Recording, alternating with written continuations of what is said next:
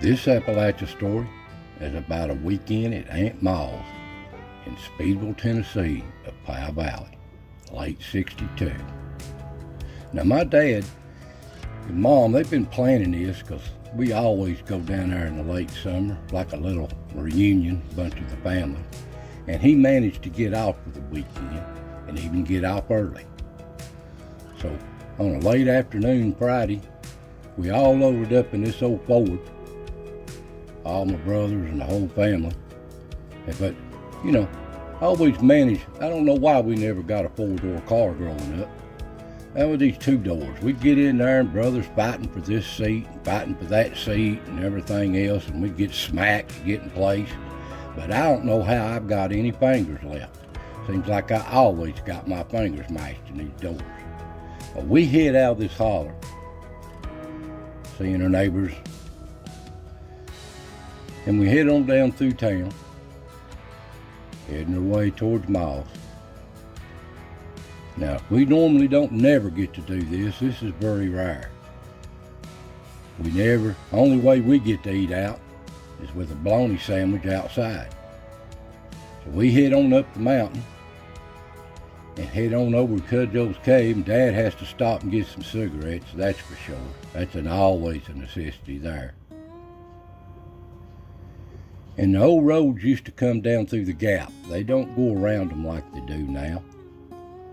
Go right down the middle of town, what there is of it. We head on through the gap, on down towards the valley. And when we get past Harrogate there, we turn down old 63. It ain't the new 63 back then, it was just an old country road.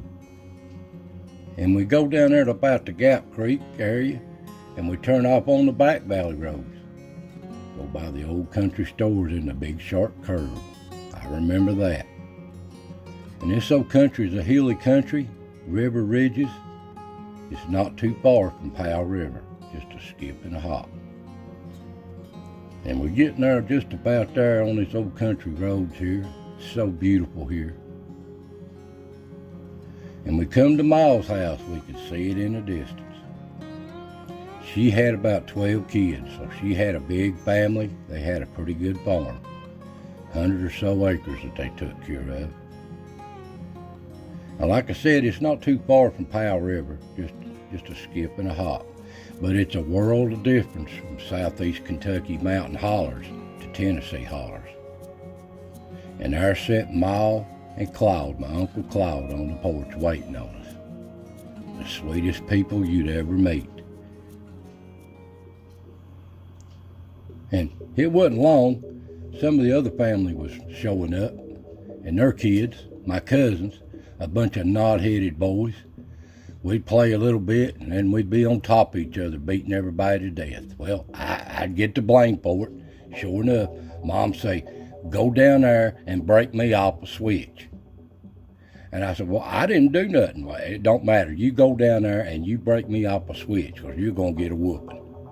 Well, it's bad enough you have to go break your switch off to get a whooping by it. But when you have to get whooped in front of your cousins laughing at you, that makes it even more worse. And Mama never could keep a limb on none of them bushes back of the house, because always breaking them off to whoop us youngins with. Well, anyway, after I got over that and tears out of my eyes, I go back here in Claude's little shop here and talk to my other uncles. Claude's my great uncle. That's my grandmother's brother. And he could do just about anything on this old farm, blacksmithing, repairs. They were self-sufficient in these mountains. And here's my uncle, that's Claude's boy. He'd sit there and he'd been working in the fields all day, helping his dad. And he'd just say hi, and we'd see what's going on and tell me how the fish is biting. He'd been working these old fields. They've been getting up hay. I guess it's one of their middle cuts. They might get to cut it again. But I was too little to work it. Now, Ma's house here, she didn't have no running water. She had an indoor pump. And didn't bother her at all. She loved it. And they made about everything they wanted. They made their own soap. They rendered their own lard. There's nothing that they wouldn't make, these mountain people. And she would love to can. And when them apples come in late summer about this time, she'd sit and peel on them all day and can them and make some of the best apple pies you could ever eat. And loved to cook more than anything. She wouldn't have it no other way. She loved to cook. It was just in her nature, and that's the way she was raised. Now, I had to go to do some business here, and this being a strange bathroom, Mama would say, now watch out for that black snake. Don't hurt it because it keeps the rats down. Okay, so I was worried about that, more worried about the wasper's nest in the corner of them than anything.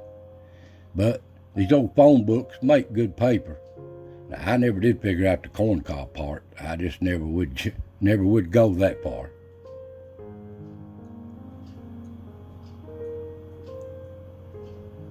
Well, I'd go out here and sit with Uncle Cloud, and he'd tell me what's going on. I love to listen to his stories. He'd talk about these woods and these mountains and this farm and things he's been doing. And we'd sit there till late in the evening.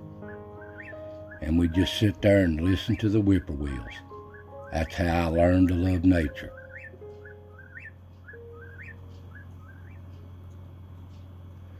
And before we go to bed, Ma would always want to see us young'uns, see how we're doing, how we've growed, what our problems are. She loved us to death. And she would always slip a nickel or a quarter, whatever she had in one of our kids' pockets, because she loved us so much. And we had so many over that weekend. They was kids and people sleeping all over the house, room full everywhere you go. And you always wondered, I hope one of them don't wet the bed. Well, you could smell it the next morning. Ma and the women are up cooking some breakfast for everybody. What a wonderful smell. And after breakfast, and the dew dries off each grass pretty good, we kids is running these fields wide open. They ain't nothing funner to do than just run across these fields. Loved it. If you've not done it, you don't know what you're missing. Even barefoot's fun. Well, they would gather up a list and us get a little bit of things so they could cook some with or something, some salt or whatever. And we'd go down to the country store here, not far down the road, down at the crossroads. And these little stores here, they still in the old times. But stores are stores, good old people. And they helped us all we could. And of course, us boys and my cousins, we had a quarter or a dime or whatever Mama give us, and we'd get us a pop and some moon pies or some tater chips. Loved it. And when we get back, my uncles would take us down to the river, all of us kids, to keep us satisfied, and we'd go fishing. And we'd always manage to catch a bluegill or a little catfish here and there. But after a while, somebody pushes a nut in or they jump in the river, and before you know it, we're all swimming. Well, that ruined the fishing trip.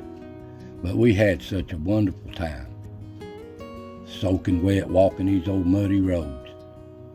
And in the afternoon, maybe, if we wanted to, my cousins especially, I was kind of small, they'd ride these workhorses they work out in the fields with and stuff, and have a good time on them, but didn't fall off of one of them.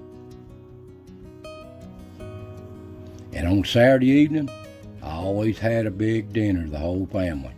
There wasn't enough places to sit and eat. Us kids would be sitting outside on the porch or wherever eating. We had a big dinner. Now, my uncles, especially my great uncles and uncles, they loved these coon hunting. Had a bunch of dogs, and I loved these old hound dogs. They were the friendliest, best little animals in the world. But Lord, don't they stink. My mommy would say, "You been around them stinking dogs again? You go in there and wash up." Well, I was too little at the time, but I did get to go as I got older, coon hunting. The older ones got to go with my uncles. But I did eventually, and they loved to coon hunt. And as fate would have it, it'd come an old evening thunderstorm while they out hunting there after dark. I know they're getting soaking wet. And I sit there with Claude on the porch, listening to his stories, talking. He'd just laugh about it. He'd say, old saying of his was, "Live and learn, boy, live and learn."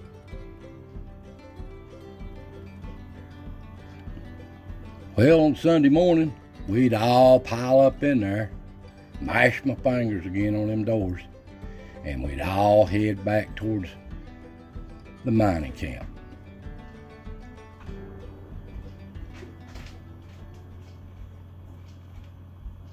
We'd say bye to old Uncle Claude and Uncle Maud.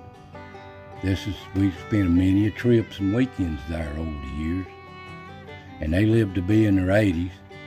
Claude passed on. Maud didn't last long after Claude was gone, but we miss them so bad. And this old farm, like I said, they had about 12 kids.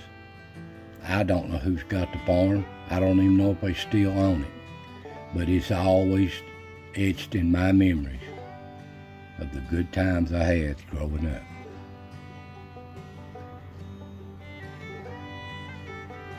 Now, if you've never seen Powell Valley, you don't know what you're missing.